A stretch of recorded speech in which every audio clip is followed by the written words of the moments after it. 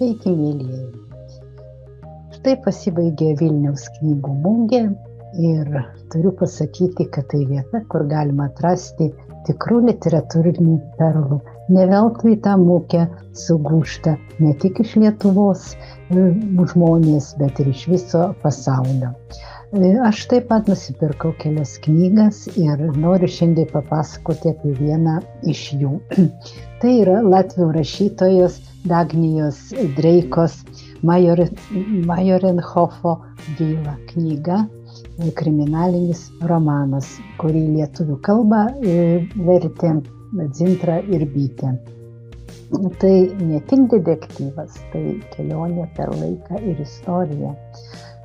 Knygos veiksmas vyksta Jūrmaloje. Ir čia atsiskleidžia ne tik nusikaltimų paslaptys, bet ir gilūs istorijos atgarsiai paliekantis pėdsaką veikėjų gyvenimuose. Siužetas įtraukiantis ir meistriškai supintas, intriga išlaikoma iki paskutinio puslapio. Skaitai ir niekaip negali suprasti, kas yra kas nusikaltėlis, kodėl, už ką tas nusikaltimas įvykdytas. Ir aš labai rekomenduoju šitą knygą perskaityti jums. Tai tikrai įdomi ir labai užburianti knyga. Jei jūs mėgstate knygas, kurios dera su paslaptingumu, istorija ir netikite siužeto posūkių, tai šitas romanas tikrai jūs sužavės. Rekomenduoju aš jums.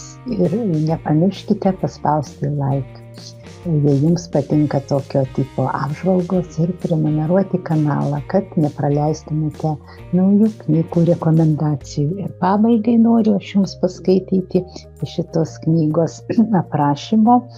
Pasirodo, kad galima kartu nugyventi visą amžių, bet daug ko nenujausti. Ir tik teisminių procesų metu atsiveria akys, kurios negebėjo žiūrėti net aiškiai matomų faktų. Štai kaip būna gyvenime. Gyveni ir nepažįsti vienas kitą.